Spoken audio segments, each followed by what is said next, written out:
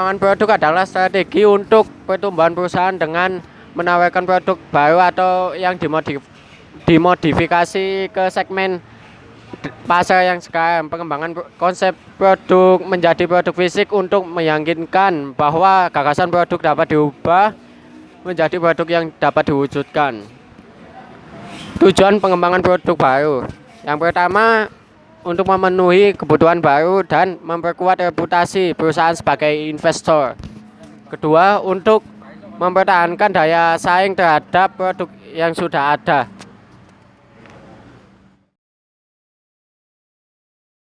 Pengembangan produk baru ada beberapa tahap yang harus dilalui. Tahap pertama adalah penciptaan ide. Untuk pengembangan produk baru ini menciptakan atau menggenerate ide atas sebuah produk baru. Dalam menciptakan ide ini, perusahaan itu harus mengikuti sistematika proses penciptaan ide produk baru. Secara umum ide yang dikeluarkan itu pasti akan ada banyak sekali, tapi hanya beberapa yang digunakan. Sumber-sumber dari ide produk baru ini biasanya berasal dari departemen R&D, dari karyawan internal, dari kompetitor juga bisa, dari konsumen juga bisa. Kemudian tahap yang kedua adalah idea screening atau penyaringan ide.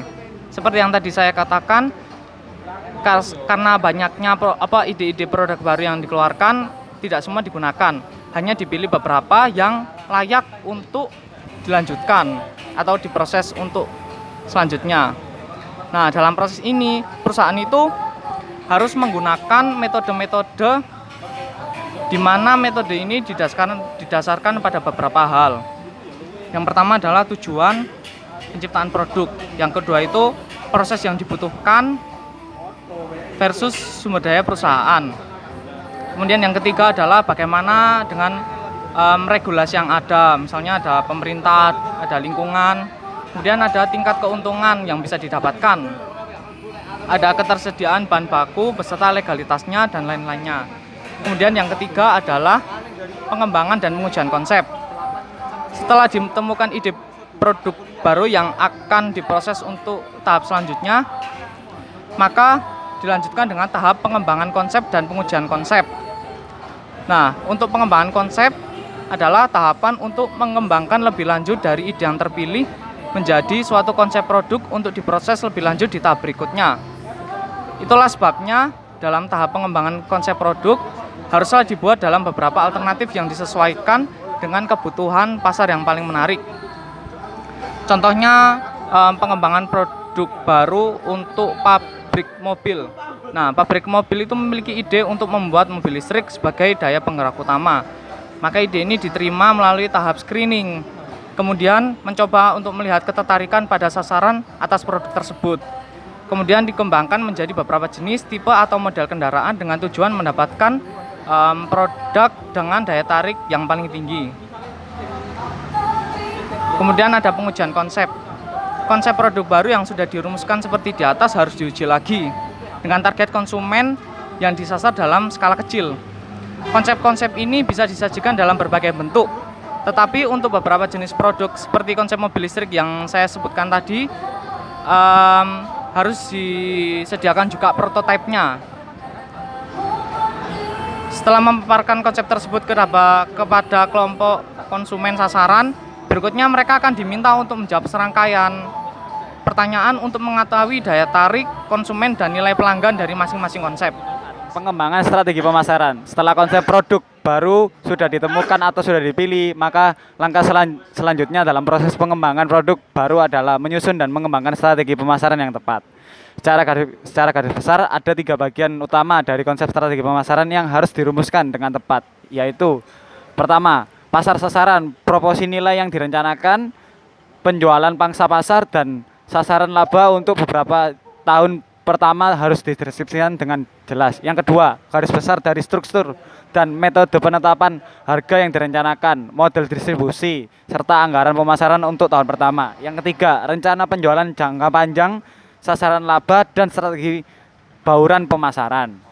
Kelima, analisis bisnis. Setelah memutuskan konsep produk dan strategi pemasaran, tahap berikutnya adalah proses evaluasi seberapa tinggi daya tarik bisnis atas produk baru yang telah ditetapkan tersebut. Dalam tahap analisa bisnis proses, pengembangan produk baru ini akan dilakukan peninjauan atas proyeksi penjualan, biaya, dan laba untuk produk baru tersebut. Untuk mengetahui apakah semua faktor ini bisa memenuhi tujuan perusahaan. Yang keenam, pengembangan produk atau product development. Sampai dengan tahap ini, produk yang dikembangkan biasanya masih belum produk yang sebenarnya, melainkan masih berupa konsep produk dalam deskripsi kata, gambar, video, animasi, atau prototipe produk. Jika melewati tahap analisa bisnis, maka akan dilanjutkan dengan pengembangan produk real atau produk yang sesungguhnya. Saran atau market testing. Sebelum produk benar-benar diluncurkan ke pasar bersama dengan strateginya, maka harus dilakukan uji pemasaran di pasar yang real, pasar sesungguhnya, namun dengan skala yang lebih kecil. Dengan uji pemasaran ini, maka perusahaan dan pemasar akan mendapatkan gambaran dan pengalaman dengan pemasaran produk tersebut sebelum produk benar-benar diluncurkan ke pasar yang lebih dengan skala yang lebih besar, yang mana akan memakan biaya yang tidak sedikit. Uji pemasaran ini memungkinkan perusahaan untuk menguji produk dan seluruh program pemasaran awal, termasuk ketepatan target market dalam segmen yang dipilih, penetapan positioning, iklan dan promosi, distribusi, dan yang lainnya. Sebelum perusahaan melakukan investasi secara maksimal atas produk baru tersebut. Yang ke-8 adalah komersialisasi atau commercialization. Hasil dari tes pemasaran ini seharusnya sudah bisa memberikan gambaran bagaimana prospek dari produk baru tersebut. Atas hasil tes pemasaran tersebut, manajemen perusahaan akan memutuskan apakah akan meluncurkan produk tersebut, menunda, atau bahkan membatalkannya. Selanjutnya, jika perusahaan memilih opsi untuk meluncurkan produk baru, maka perusahaan harus menyiapkan serangkaian aktivitas lanjutan, yaitu aktivitas komersialisasi, dimulai dari persiapan produksi dalam kapasitas yang lebih besar, persiapan untuk aktivitas peluncuran produk baru seperti iklan, promosi penjualan, distribusi dalam skala lebih besar, dan berbagai aktivitas pemasaran lainnya. Beberapa faktor yang harus dipertimbangkan sebelum produk diluncurkan ke pasar, yaitu waktu peluncuran produk. Apakah ini saat yang tepat untuk meluncurkan suatu produk? Misalnya jika kondisi ekonomi sedang lesu dan biaya konsumen sedang turun, mungkin akan lebih bijaksana jika untuk menunggu sampai kondisi yang lebih memungkinkan. Yang kedua, area peluncuran produk. Di area mana saja produk baru tersebut akan diluncurkan? Apakah cukup diluncurkan di satu lokasi, satu wilayah, pasar regional, atau pasar nasional? Yang ketiga adalah bagaimana dengan sumber daya perusahaan. Jika perusahaan tidak memiliki sumber daya yang cukup atau memiliki modal yang cukup dan kapasitas meluncurkan produk baru dengan distribusi tingkat nasional atau internasional secara penuh, akan bijak jika peluncuran dibuat bertahap, area by area, dan dari waktu ke waktu.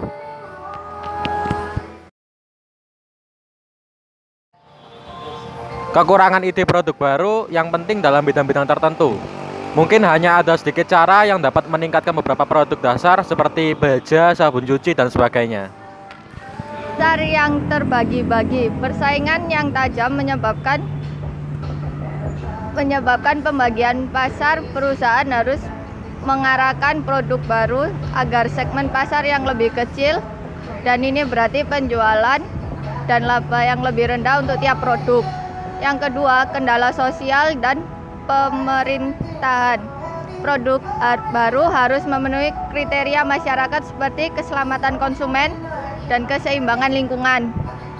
Terus yang keempat, mahalnya proses pengembangan produk baru. Suatu perusahaan biasanya harus menghasilkan banyak ide produk baru agar dapat memperoleh beberapa yang baik. Yang kelima, kekurangan modal. Beberapa perusahaan yang memiliki ide-ide yang baik tidak dapat memperoleh modal yang cukup untuk melakukan penelitian. Siklus hidup produk yang lebih pendek, di mana jika suatu produk baru berhasil bersaing dengan cepat, menirunya dengan siklus hidup produk baru yang menjadi lebih pendek. Dalam hal ini, di mana kita ambil contoh adalah produk Samsung. Samsung telah mengeluarkan HP S10, sehingga produk iPhone langsung akan mengikuti dan menciptakan produk seperti iPhone X. Nah, di sini produk Samsung yang lebih dulu mengeluarkan produk tersebut akan menjadi lebih pendek umurnya dan akan tersaingi dengan produk iPhone tersebut. Strategi peningkatan kualitas. di mana peningkatan ini meningkatkan kinerja fungsional, produk, daya tahan, keandalan, kecepatan, dan rasa. Dan yang kedua, strategi peningkatan keistimewaan. Strategi ini bertujuan untuk menambah keistimewaan baru, seperti ukuran, berat, bahan, kelengkapan, tambahan aksesoris yang memperluas keanekaragaman. Jadi contohnya seperti produk HP, kita semakin lama akan semakin di mana perkembangan teknologi akan menuntut ukuran, berat, bahan, dan kelengkapan aksesoris yang semakin canggih. Dan yang ketiga adalah strategi peningkatan gaya, di mana strategi ini bertujuan untuk meningkatkan daya tarik suatu produk, seperti perusahaan memperkenalkan variasi warna, tekstur, serta sering mengubah gaya kemasan, di mana contohnya seperti produk sepeda motor, di mana sekarang sepeda motor merubah gaya dan modelnya menjadi yang lebih ramping atau lebih kecil, sehingga mempunyai variasi warna yang berbeda-beda, sehingga menarik konsumen untuk membeli produk tersebut.